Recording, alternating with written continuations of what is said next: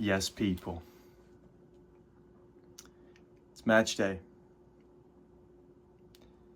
It's Manchester City at the Etihad Stadium. I don't know what to say. I am a bit deflated by the news. A couple days ago, we were talking about Enzo Maresca and how he feels with the club and the ownership and the board and what's going on at the club.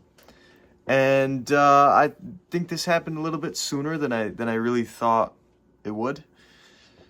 Maresca's gone. I believe it was first thing I woke up to on New Year's Day. I woke up, I checked my phone at probably 7:10 Eastern Standard Time. Slept in a little bit from the night before. And all I saw were tweets from Fabrizio Romano saying that Maresca has left. But I mean, as the club said, he lacks intelligence, emotional intelligence, so maybe he wasn't the man for the job. But I think he was. And I think if you listen to the coach and the manager a little bit more on what he wants for his team, you might be a little bit more successful. But Blue Co, Clear Lake Capital, Egbali, they want to run the club like it's Brighton Hove Albion, signing young talent, turning around, selling them for profit, and I think we'll leave it at that. We're trying to monetize the club, monetize the players, not care about what happens. And now we're looking at a Chelsea against Manchester City. No cucurella, no Caicedo, no coach, no club. I don't recognize this club anymore. There are massive things happening right now. And if you somehow see this video and you are in the UK, you are in London, I keep up with the times a little bit. I hear there's going to be a little bit of a protest on January 17th, 1 p.m. before the Brentford game or after the Brentford game. And I'd encourage you all to go. This is my last piece of Chelsea gear until anything gets answered ever. It's a little asked about thing I got for Christmas. Don't buy anything. Don't go to the games. Hit them where it hurts. Don't give them money. Because this club's just turned into player trading. And that's it. So, yeah. Let's get on to the game. We have Callum McFarlane as interim manager, the under-21s coach who, as of, I think, late December, his badge didn't even get him into the first team facilities. So, there's that. We have a coach that couldn't even get into the coaching facility. Now, I would think, with Enzo Maresca gone and Callum McFarlane seeing the team and seeing how Maresca plays, I think we're going to try and keep everything the same. Whether the team has belief going forward, it's a question for another day. I guess we'll find out after the game. This is a time for some of our senior players to step up and really motivate the boys. I'd expect your Robert Sanchez, Reece James, Trevoh Chalobah, some of the people that have, well, actually not Sanchez, but Reece James and Trevoh Chalobah, some of the guys that have seen it all, seen managers come and go constantly throughout their whole Chelsea career. Step up and really put it to the boys that no matter what happens, ownership down, we're here to play and we're here to win. And today's the day that we need to win. As much as I'd love to see City get a little bit closer to Arsenal on the table, after Arsenal have won their last 5 games straight, they've got Liverpool ahead. But City sit at 41 points, Arsenal sit at 48. It looks like they're going to run away with the league at this point, but I'd love to see them get a little bit closer, but I don't think today is the day for that, as Chelsea need to win this game. So, let's get right back into it. I think everything's going to stay the same. Same style of play, I should say, because obviously we've no Caicedo, no cucurella, and no coach. So whoever the interim manager is, I would assume he's going to try to implement Enzo Maresca's tactics, keep things the same, and hope and pray. Get on your knees, people. Say a prayer for this team. But yeah, let's get it started. Rabo Sanchez, the number 1. He's made a lot of good stops lately, great saves. I think a lot of the goals that have been conceded have come down to the defense, not necessarily Robert Sanchez's fault. We've got a new breed of Robert Sanchez, and he's been exceptional. So hopefully he carries it on today, stopping the 99 shot power, or I think it goes over 99, that 110 shot power from Erling Haaland, and the finesse finishes from Doku and Cherki and Tijani Reinders and Phil Foden. Reading the names, I think I almost lost hope for a second of what we've come up against. But to continue, I think we're going to see a more traditional back 4 today. Reece James at right back. A center back duo of Trevoh Chalobah and Wesley Fofana. And it's not an experiment anymore because we need it.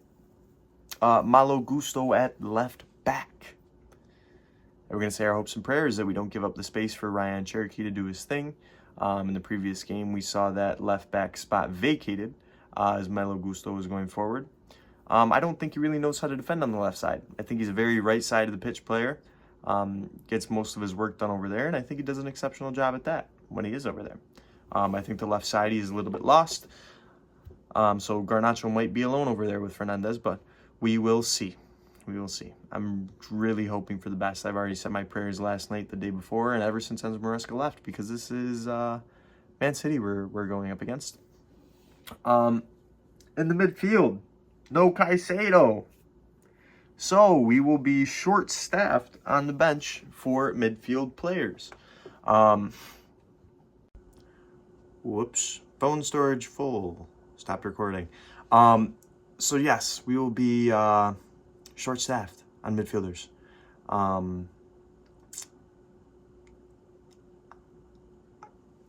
Andres Santos and Fernandez. Yeah. Andres Santos and Fernandez. I think there is a small possibility that in this game we experiment with a back 3. Maybe something like a Badia Shield, Chalobah, Fofana, and just have Reece James sit in that center defensive mid, and maybe sub Santos on later. But, like I said, I think we're going to go for something a little bit more traditional. Back 4, 2 in the pivot, Santos, Fernandez, and then I would love to see Esteval back on the pitch. This is a massive game, and one that we need a game changer in. So if it were me, I would bring Stevo on the right, Neto on the left. Do I have faith in Garnacho or Jamie Bino Gittins? No, because honestly, at this point, all I see when I look at Jamie Bino Gittins and Garnacho are money signs, dollar signs.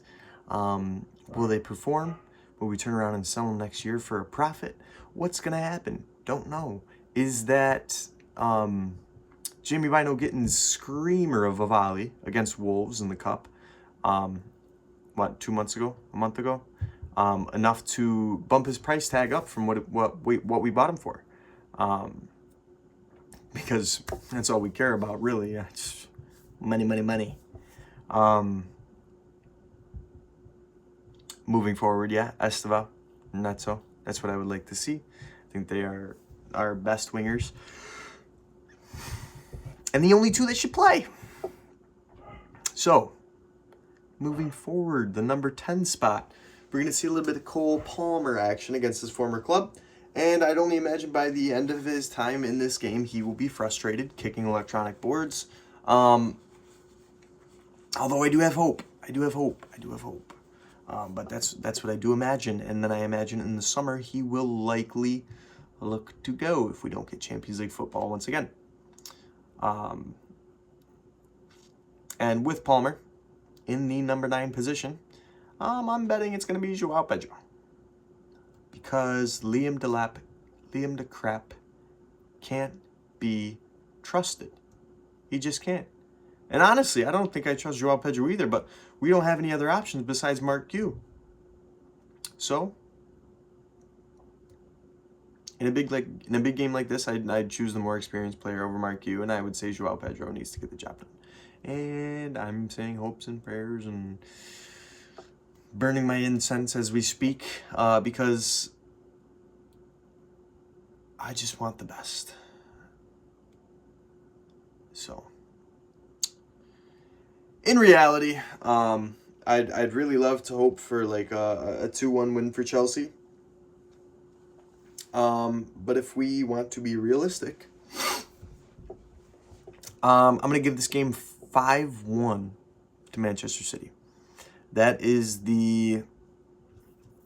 I'd say this is the first scoreline of the year in one of my match previews that I've predicted a loss for Chelsea.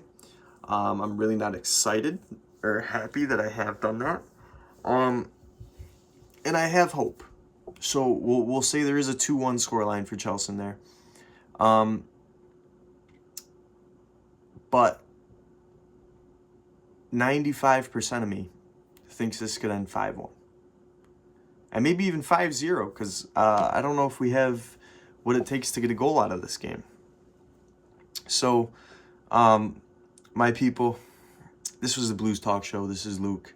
I truly appreciate you. So, like, comment, subscribe if you enjoyed the content. Drop your hype points. And, yeah, during the week we will definitely have a conversation about this Liam Rossonere situation. Because along with Chelsea, who has just blown up, another Blue Co. Clear Lake owned club in Strasbourg, RC Strasbourg Alsace, is also about to blow up. Whether the fans actually blow up the stadium or on a board level, president to sporting directors to everyone else blows up. So we will see. But again, this was the Blues Talk Show with Luke. If you guys did enjoy, please like, comment, subscribe, drop your high points, give me a comment, let me know what you think about Liam Rossonere, what you think about the game today. I'd appreciate it. Thank you guys, and up the fucking Chels.